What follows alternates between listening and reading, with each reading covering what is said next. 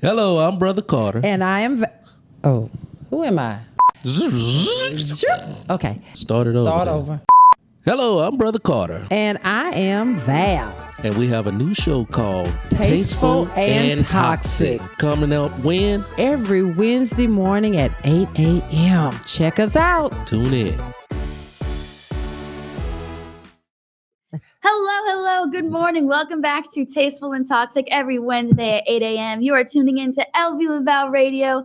My name is Abigail. I'm the Executive Media Coordinator. You usually see me behind the scenes, but I had to show my beautiful face today. All right. Okay. And we are here again on Tasteful and Toxic with the beautiful, the vivacious Valerie and the unlicensed, handsome, hilarious. I'm unlicensed at what? You're just unlicensed. Brother Carter, a.k.a. Mr. C. He's unlicensed. He's educated, but he's unlicensed. There you go. That's what we love He about have it. not received his license for ministering, for therapy. What else we do on this show? Maybe not even driving. We're not sure. Yeah. The way he was talking about his road rage, may not even have a driver's license. And then, of course, on the show today, we have Mr. JBL. All right. Give him a round of applause. And Christian, a previous member of the LVWITHVAL-Radio. All right. It is really cool to have these guys on the show today. Yes. We're having great conversation. I'm really excited for this show. Mm-hmm. We're going to be talking about complacency. Is that tasteful or toxic? Ooh. Complacency. Are we going to get out of our comfort zone? We're going to get out of our comfort zone. Complacency. Whether it is tasteful how to know or if toxic. Yeah, how to know if something's tasteful or toxic. Do I need to change or I need to stay how I am? I don't know. Do I need to change my environment? Mm. This is not my show, huh? Yeah. So complacency is what you said. Is it tasteful or toxic? Facts. I think it can be both. Yeah. Yeah, Really? I think it can be both. You can complacent. Oh, shit, I messed the word up.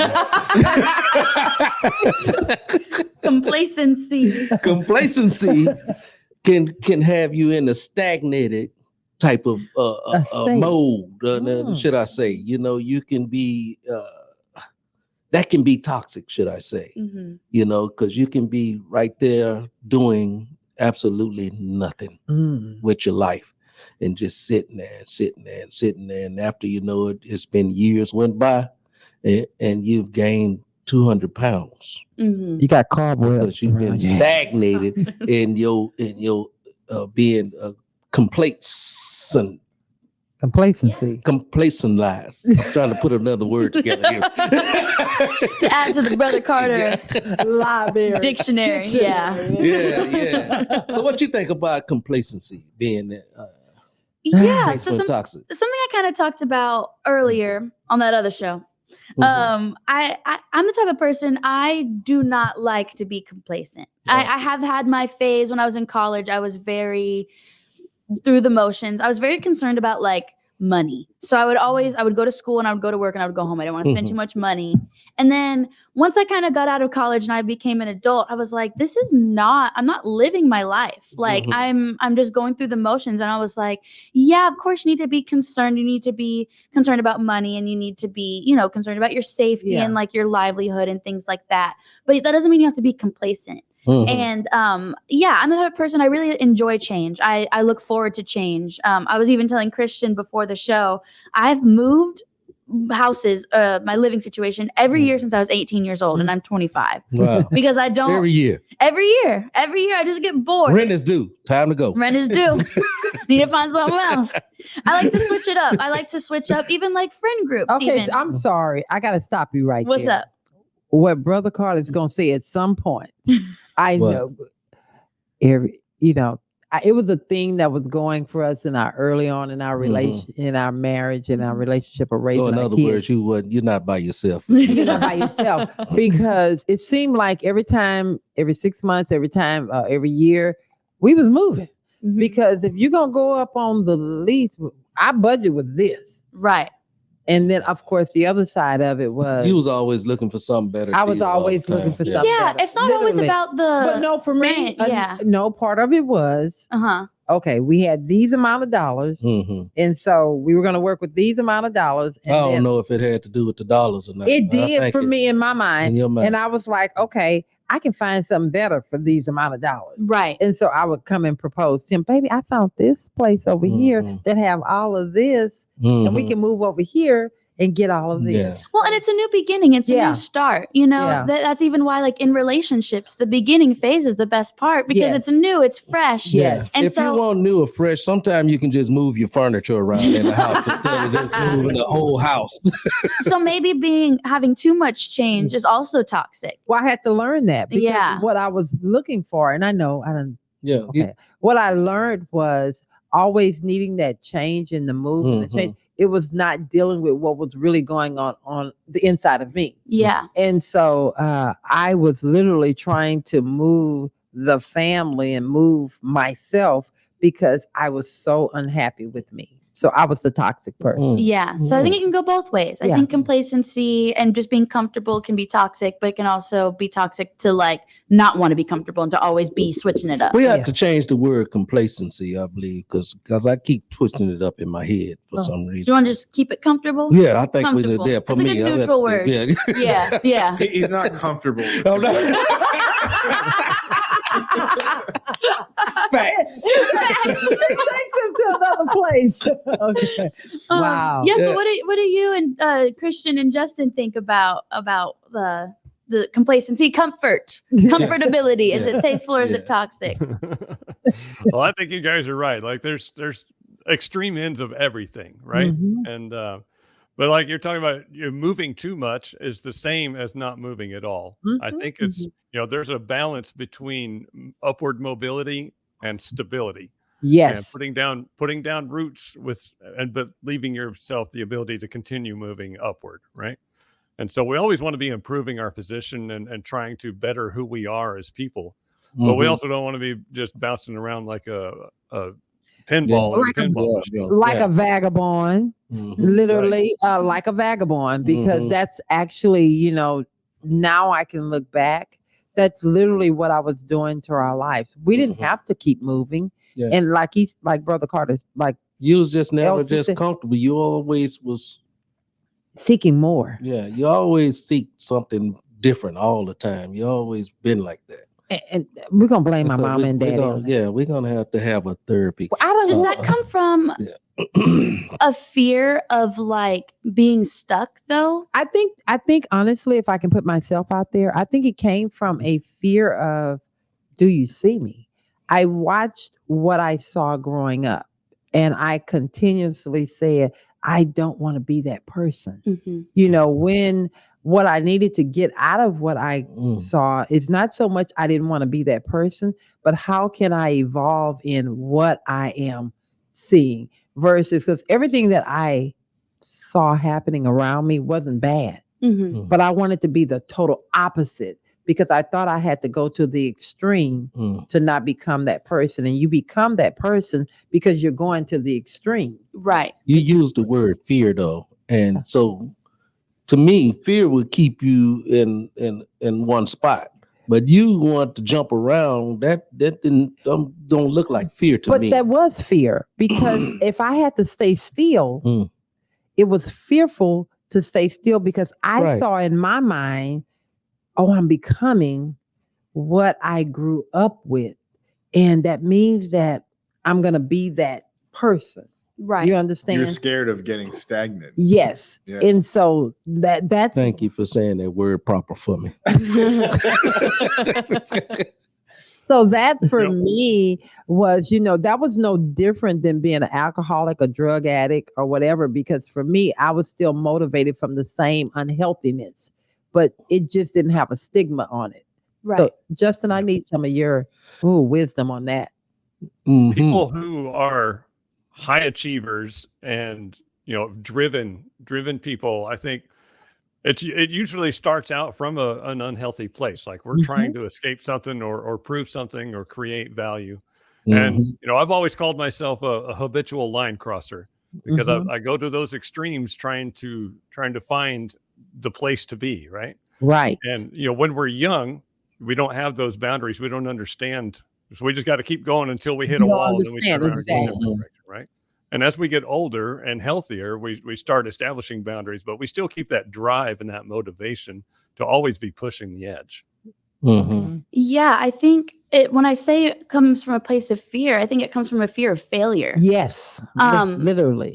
I've said my whole life, I know I'm going to be famous. I know I'm going to be successful. I feel that within me, and I make sure that my actions do that, right? I'm always thinking about what's my next step? What am I going to do next? And it comes from a place of like, I've seen the people around me in my life be unhappy with their circumstances because they played it too safe. And so when you see that growing up and you see that these people are unhappy with their lives, you're like, I don't want to be unhappy. Exactly. I'd rather be exhausted from overdoing it than to be unhappy from underdoing it. Now, can't you be unhappy just overdoing it as well? Well, you don't see it at that point. And if I can go back to me, it's almost like when I was a athlete running track. For me, I exceeded in individual races. So like running the 100-yard dash or the 220 or something like that. I knew that was my race to lose.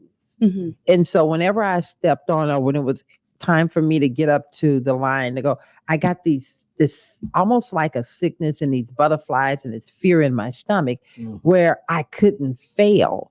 So I had to put it all on the track. Mm-hmm. And so I just went all in, and that was my way of trying to survive. So I wouldn't, that was me coming out of my comfort zone, because literally I was in a very, even though I ran and I was good at it, I was in the most uncomfortable spot of running that race, because literally I had so many emotions and so much fear going on that I couldn't lose. I had to get to the finish line. That fear, like, it can drive you or it can stifle you. Yes. And that's a choice that you have to make. And I had to make that choice was I'm going to, and then nothing here. I don't care how many people were lined up with me. I was the best, and I was going to get to the end. And that's wow. Ooh, y'all just had a breakthrough on okay. I think Tasteful Toxic. It's up to you to kind of rise to the occasion. Yeah. Right? Like, you get these different opportunities in life where you can take it or you can let it pass you by. And like, it's up to you to decide what you want to do. And wow, that was a breakthrough for me. Okay, I'm glad you got your breakthrough. So anyway, and next, back to other news. Oh man! But anyway, I want to say this is sometimes I think people that are constantly trying to achieve, constantly trying to move, constantly trying to elevate, they're never comfortable with the situation in which they're in. So what drives you to make you always want to go more, go further, do more, have more? What's the driving force behind? I ain't finished. Oh, I'm sorry. I want to know what's the driving force behind that, because to me it seems like you're never comfortable. Like when we was moving all the time, you was just always looking for something else at all time, and you never was just comfortable being in one place for too long. And I wasn't then. I wasn't. Would you say? And I'm asking Christian and Justin if they can expound on what's the driving force behind somebody that, not you. I know, baby, but you said I wasn't comfortable. So let me come and tell y'all before Justin them come and give me some what they think. I was trying to get you some therapy. Baby, I was trying to therapize you right now. When's the last time I moved? When the last time we moved? So let me tell you, during that time, it had nothing to do with can you just be comfortable? If you remember. Why don't I just use that as an example? There are a lot of people out there, including Justin. I got to come on here to get healed too. So during that period of time, I was actually so low. I didn't even want you to see how low I was. Okay. Because you always see me as being this person. And so if I kept moving, you could never see my vulnerability. You could never see how broken I was in my mind. And so you've always So I never knew you then. No, come on. You never knew. I've been married to her all these years and I never knew her. But it's not about you. It's not about you. It's about where I was in my head. You get what I'm saying? Does anybody understand? It's never about the people on the outside of you. You don't do things based off of other people. So it's a distraction. You can base your life off of other people. I did for years. Versus did for years until I grew up. So where did that come from? It came from Christian? my Where trauma. did that come from, Christian? I think I'm thinking back to the, everyone's talking about kind of moving. Yeah. Like that's like a big example of like something out of your comfort zone is like moving. But I feel like there's like degrees of change, right? Mm-hmm. Like some people like to like stick their toe into the shallow end before they like dive in, right? Mm-hmm. Like, so rather than like moving, you can like go on vacation for a bit, Mm-hmm. just like get like a change of scenery and like see how it feels. And then like, if it feels right, then you move, right? Mm-hmm. But like, I feel like that's the biggest component of like change, right? Is like you get that feeling where you're like, okay, I need to change, rather than like sometimes I guess change can get sprung on you, but like I feel like most of the time change is something that you are cognizant of, that you make the decision to change. Mm-hmm. Mm-hmm. Very good. I think it does come from a place of control too. Yes. Like because change in life is bound to happen. We're gonna go through things that are unexpected. Mm-hmm. You can't prepare for everything in life. So I think it comes from a place of fear of like, I'm scared of what may or may not happen. So I'm gonna control what I can of my environment, whether that be being complacent or being very like never satisfied. Really, I think that's what it is. Exactly what it was. We're never, and me and Ms. Carter are very similar in that way. There are a lot of times I'm like, I'm not satisfied with this, and I want more, and that has its own toxicity. Yes, because then even the people around me can't fully like understand that. Yeah, you're insatiable. Insatiable. All right. Pulling out the Brother Carter words. And so what we have to do, and Justin, please jump in because you're the profound one. Okay. So what I have to do. You've been to more therapy than any of us on the show. So Well, I do have some thoughts. There you go. So I think for me, I had to get to a place, and I still do now. I had to get to a place, first of all, facing my trauma, facing my fear, and recognizing what is it about me that always needed to move. And what I had to... You got a jump start on life if you know how to face your trauma. Well, that's now. I didn't then. You got to jump on things. No, that's now. Yeah. I didn't understand why I always had that need to move and not really put roots down. And for me, I think never putting roots down in one place, I felt like if I did that, that was not going to be something that was going to sustain me because my situation was going to change. So when you grew up, you didn't no, so here stay you at go. one place here at you one go. time. No, here you go trying to analyze. I'm just asking. No, but I'm going to tell you, that's what people do. People see you through what their experiences are. But when people are really expressing what they went through and where they are, they're really telling you. And when you try to take over, and I'm not saying you, the person, when you try to take over and I think you are. But well, anyway. I'm really not. When people take over and try to paint a picture over how they see life, what you're doing is discounting what that person went through. It's like I could never understand Justin. And I'm sorry, Justin, I love you so much, brother. But I could never understand being in a trash can. You understand? But if I paint over that and say, well, okay, how did you get out of that trash can? I'm really discounting being inside of that trash can, what that felt like. And so I think sometimes, because that's uncomfortable to imagine someone being traumatized like that. And so you're saying it in a way that, oh my God, how can someone do that to a child? But he's experiencing that. And so because I care about Justin, I want to kind of skip past that and just kind of get to why were you there? Well, let Justin express for him where you at. where he was. You're in the trash can. express how the he in got the trash can experience. Yeah, Before you take him out of the trash can. because you can't take him out. Okay. There you go, Justin. Now you come on over here with your 900 years of therapy. And help I think that, well, I've got a great example of a situation that's going on right now as we speak. So I have a team member at our vet clinic that her life is just an absolute crisis right now. She's trying to get a divorce, and it's being a terrible experience. Her soon-to-be ex-husband is really making that. Did you get something for her to sign off on that for you to discuss this, Justin? I got to put He's not giving names. I'm not naming names. Okay, there you go. All right. Okay, good. But yeah, and she's having custody fights going on with another ex. Her son's a teenager, and he's going through all the stuff that kids do when they're 17, especially boys. Everything in her life is a disaster right now. And so she doesn't recognize this, but I recognize that she feels like her life is out of control. And so she is grasping on to the things that she does have control over and changing those. So she's quitting her job, which is the one point of stability in her life, and moving across the country somewhere else, because that is the one thing that she can control in her life, so that maybe she can feel like she's got some level of control over what's happening to her.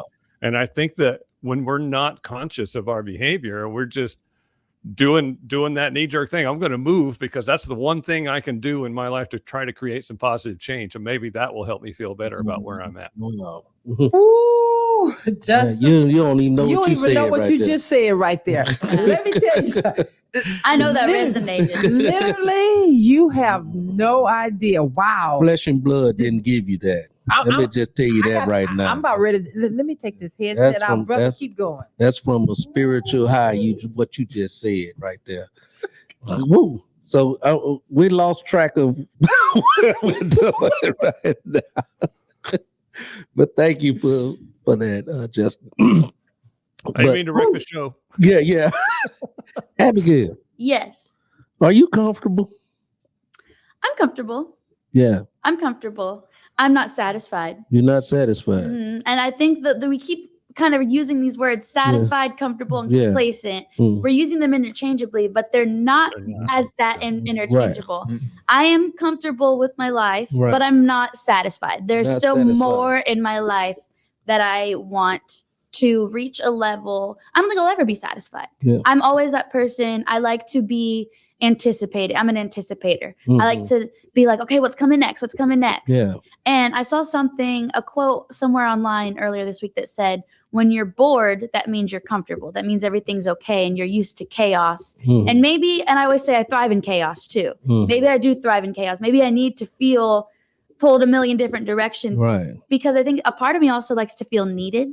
And so if I'm, like, for instance, right now, I obviously have a full-time job here at the radio station. And then I'm in an extracurricular kind of activity, which is already time consuming. And then I've also offered more time to that, which is also making me feel really busy. And then I'm trying to be more social with my friends, and I'm trying to spend more time with my family. And I'm trying to, get little side gigs and things like that. And I like it because it makes me feel needed, and which fills my cup. To feel needed and appreciated. I found that people like you, closet is not very neat. Actually, I'm very organized. My closet is actually very organized. That's also another thing on my list is, like, I like to stay very organized and clean. Yeah. Okay. And so that's also. Because usually people that are thriving and striving all the time, they look on their desk and there's just stuff everywhere. You go and look in the closet and the stuff is just not where it's supposed to be. If my life was like that, I wouldn't be as successful in my busyness. You know what I'm saying? I need. So you have organized chaos. Yes, organized chaos. My Google Calendar is very colorful. She's booked up, but she's organized. I know what I'm doing. Said that your laundry basket is full. And my laundry basket is full. It takes me a week maybe to fold my laundry, but other than that, I'm pretty organized. I keep a good routine. Okay, Justin, how about you, man? You have a neat closet? I am very organized, but my one area that I let that lapse is when I run out of dishes, then I empty the dishwasher. But no, I am also I need that organization in my life. I live and die by the calendar and my to-do list, because otherwise everything falls through the cracks. Okay. Now, do you have like a assistant or something to help you keep up with the line of things going on in your world, or do you do it all by yourself? I'm self-managed. And that's a control issue for me. I would love to have an assistant pick up a lot of the slacks, but I don't trust anybody to do it as well as I do, Yeah. Which I recognize. Would you say you're a control freak, Justin? Absolutely. Absolutely. If you want, I'm working on in therapy these days. Yeah. So, Christian, what would you tell someone out there that's comfortable out there and they feel comfortable? They enjoy being in their comfortableness, and they can't even see themselves coming out of this space, because there's a lot of Americans, a lot of people in the world right now out there that are just comfortable just being. Yeah. So what can you say to somebody that's out there just comfortable just being? I think that there's like levels to it, right? Like everybody has expectations and everybody has goals, right? And when you're kind of like meeting your expectations, I feel like that's when you get comfortable. That's when you get complacent. Okay. But usually your goals are like a far off thing that you have yet to reach. Okay. I feel like most people haven't reached their goals. And if they have, then they need to set a new goal, right? Okay. So I think that if you are comfortable, if you are complacent, if you feel like, you've done every achievement, then I feel like you need to set a new goal. You need to push the goalpost further so that you can strive for something. Because if you're not striving for anything, then you're kind of just being. You're just existing. You're just complacent, like we've been talking about. So it's like if you've met your goals, you need to make a new goal. Right. You're using the sports analogy. If you make a touchdown, you're not satisfied with that one. You didn't want another. You want another touchdown. Huh? You want to win the game. You need to extend that lead, right? Yeah. Like if you score a touchdown, nothing's stopping the other team from scoring a touchdown. Right. You need to score more points. Yeah. And it's something about that feeling, like if you using sports as the analogy here. If I hit a basket on the basketball court, it's like I'm not satisfied with that one basket. I want to hit more and more and more. Everybody, and so I think we should use this area of being comfortable, just like we would on a basketball court or a football field or whatever sports that you. I like the basketball analogy too, because it's kind of like, you can just like hit a layup and it's easy and you still get points for it. But like you can also go for three, right? And then you get a huge reward, but it's also a bigger risk. Yeah. It's like sometimes you need to take that bigger risk to get that greater reward. Right. And it's more about what I'm talking about is more about the feeling you have after you actually achieve the one goal. And so so to us that satisfied with the one touchdown, and it won't sit down. I made mine, so you gotta get yours now. Y'all better get to work. I done mine. Yeah. So to that individual right there, Justin, how do you get this person motivated to go and score another touchdown? I have learned a lot of lessons from Olympic athletes, and I've heard a lot of them interviewed on different podcasts, and almost all of them have the exact same experience. That from the time they were a kid until the time they went to the Olympics, no matter how it came out, whether they got a gold medal or whatever, their whole life was built towards that moment. Yeah. And when they got to the Olympics and they went out and did their thing, and then it was over, like they had this massive void in their life. Like, I don't even know what to do with myself because my whole identity has been wrapped up in like just doing this thing. Yeah, that's and good. They don't have a purpose beyond that. And I think most of us, until we sit down and get really conscious about what we're doing with our life, like we don't have a clear conscious purpose that we're working towards. And I think if you're going to do anything intentional with your life, you need to have that overarching purpose, that goal. And it's not a goal that you're going to hit and then move on to the next thing. Those are micro goals, but your big goal, you need to know what your big picture is. Okay. That's good, Justin. He actually brings up a really good point that I remember I was talking to my mom about this because before she got married one time, before she got married. You know what? You gonna leave your mama alone.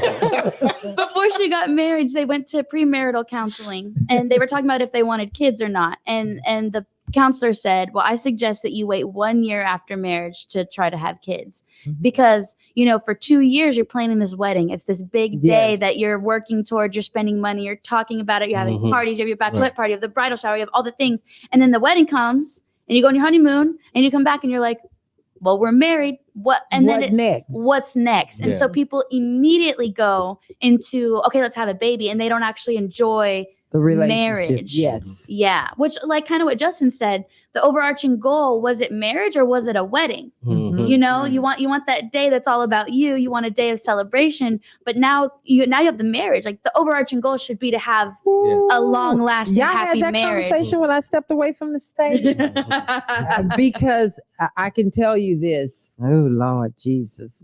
If we didn't have the foundation of love, I'm going there. I have to shake the head. On that wedding day, the next day I would have said, I'm done.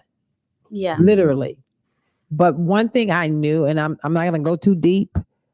You too transparent. Well, I have to be because they know wherever I'm at, I am going to be honest. That's where the truth is. Yeah, it is. And that's where the healing is. Because literally, if we did not have that love, that childhood love, I literally would have been done. To divorce me the next day. I would have gotten an annulment. Yeah. Because is it because you saw him naked?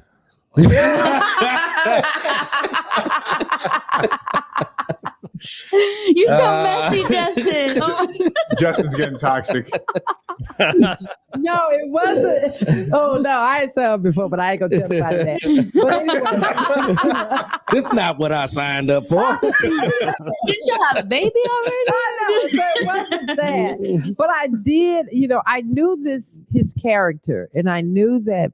How did this conversation get there? I don't know. But I'm going there. I knew his character, and I knew that he was a good man. But he did the ultimate, in my eyes, the ultimate betrayal.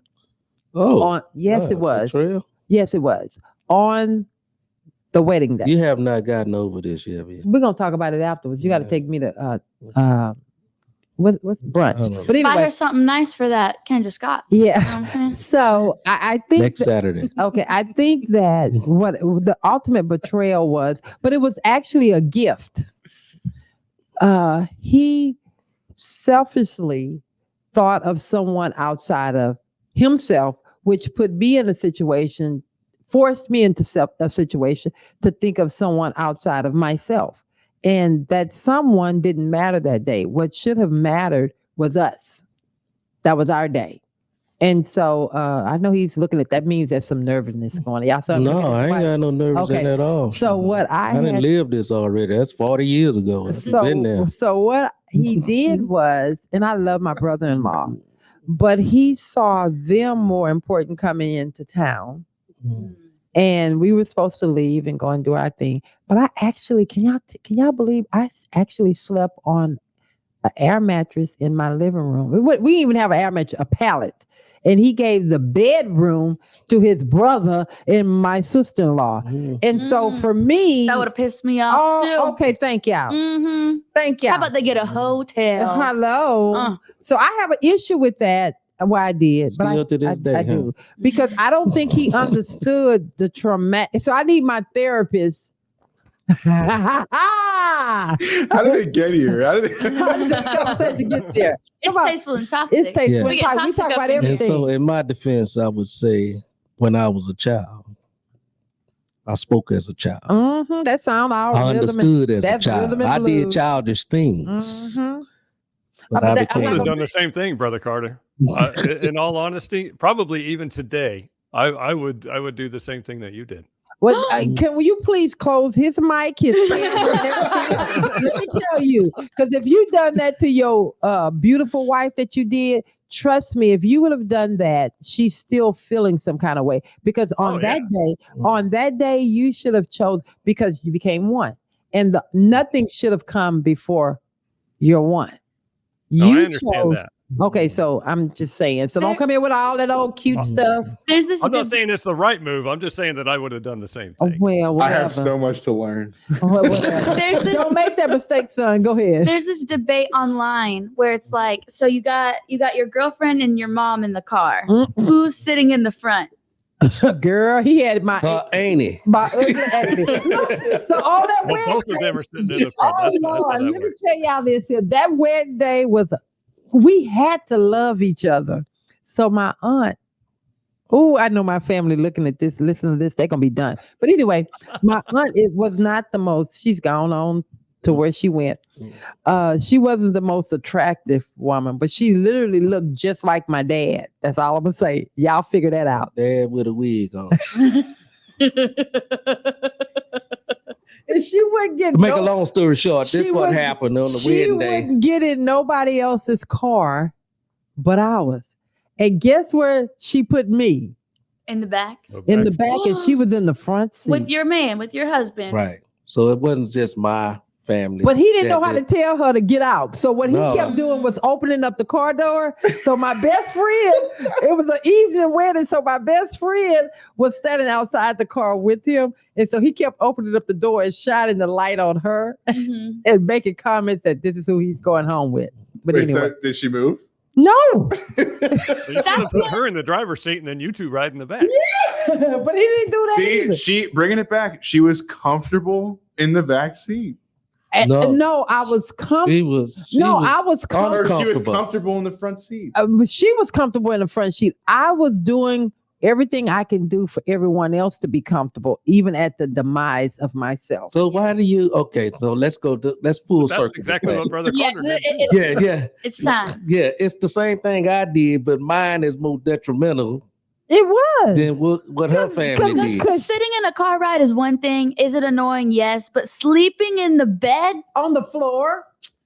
You messed up, Brother Carter. Well, I usually take Miss Carter's side. Yes, you do. I do. Normally. But this one especially. I think it's the same. No, I think it's the same thing. It is not the same thing. It's the same thing. It is not the same thing. It's the same situation, but the impact is definitely. I don't know why it's funny that she sat in the back seat of it. Because that was just a short ride with an ugly bride. This was funny. Her ain't sitting in the front seat. She in the whole wedding dress in the back seat. That's funny. But sleeping in the bed is such an intimate thing. Let me tell you, because we just said like was our first time sleeping. No, no, it wasn't like this. We already had 2 kids already. No, I mean to have your family take the bed, like that's y'all's area. That was our intimate area, and that was our wedding night, and that was my time for us to really. Well, I'm not gonna try to justify it. So well, anyway. you did. I'm not today. Brother Carter tried to make other people comfortable and sacrificed his own comfort for that, and you had to be along for the ride. And I'm not doing that anymore in life for anybody. And she shouldn't. And boom. I won't. Boom. Boom. Y'all mic drop. I'm with you on this, Brother Carter. Solidarity. I'm with you. All right. Thank you, Christian, brother. where you at? Think on those things. You got to be the tiebreaker, though.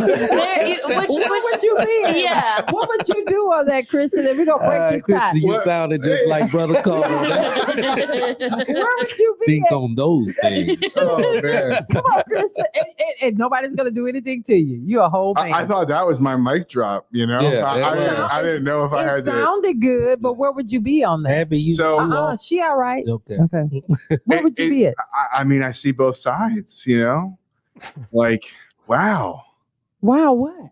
Come on, you're not gonna get no wow. Where would you be? Are you on the side of Mrs. Carter and Abby, or are you on the side of Brother Carter and Justin, which is the wrong side? But and can you imagine having your wife?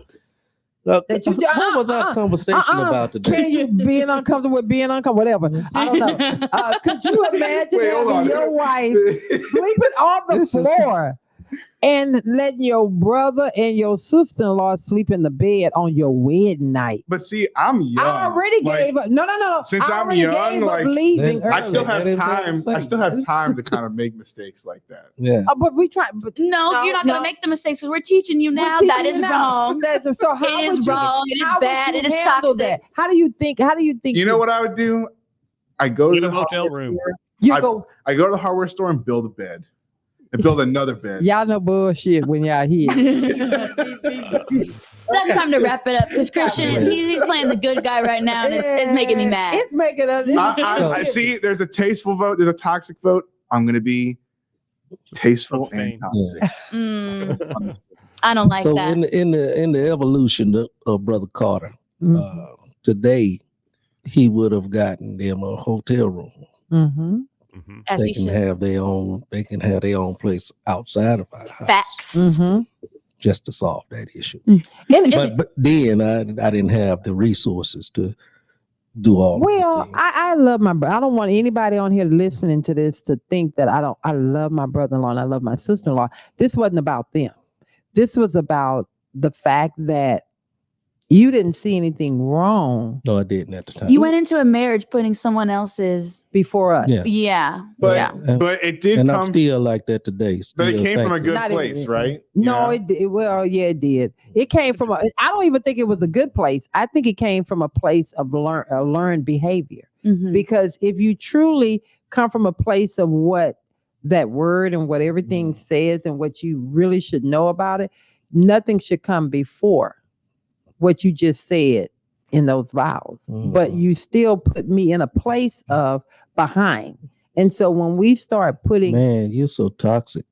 no, that's not toxic. That's truthful. That's toxic. That is. Yes, very. Oh, I'm sorry. To Yeah. be still doing that right now. So, I'm so wrap it sorry. up for us, Okay, Abigail. thank you. I You're gotta still clean doing all that. this up. I'm You're still sorry. They doing can't- that at my 50 camera's years off. behind. Okay. My camera's off. You Yeah. got to wrap it up, Brother Carter. You gotta You better fix it. You better cut it out. You better fix it. You gotta cut 'Cause all. you brought it in and you taking this out. Okay, hold on. Wait, okay, y'all. We love y'all, but don't take Justin and out. We're gonna end it without that other stuff. Yeah, hold on. I got to do something. Okay, just stay on, Justin. I'm here. Yeah. Okay. This is the main. So yeah, in this Ooh, Jesus be in offended. this evolution of being comfortable and an uncomfortable situation, That was uncomfortable. what can we say to these things? What else can we do with these things? What is- But think on them. we think on them, we grow from them, and we move forward from them. Facts. How about that? Okay, so let the therapist say, what can we do on these things? Brother Carter said something so profound. Okay, we're trying to end this. I know, but We're wrapping up. Yeah. I need some therapy. Yes, you do. But that's another that's a whole nother show. But anyway, I love you to death, Valerie Carter. You know what? I Yes, love you. I love too. you to death, and there's no other person in this world I'd rather have other than you. And that's Aw. facts. I know that. Yeah, You love me just like I am. just the way you are. Sometimes toxic. Don't go changing, trying to please. Hey, y'all heard that? That's how you got me back here, y'all. Okay, what y'all say? That's All right, so Abigail, what you have in close? Yes, thank you guys for tuning in to Tasteful and Toxic. This conversation, we went all over the You place. went crazy with it. You can't see my beautiful face right now, but that's okay. You can imagine. We learned so many things on this conversation about comfortability, complacency, satisfaction, Mhm. and how to treat your wife on your wedding day. You were wrong. Oh, Lord. My girl. I'm not gonna let you close the show. You asked. Continue. And thank you guys for listening to Tasteful and Toxic every Wednesday on LVWITHVAL-Radio at 8 a.m. We love you guys. Thank God you very bless you. much. God bless you. Peace and blessings. Yes.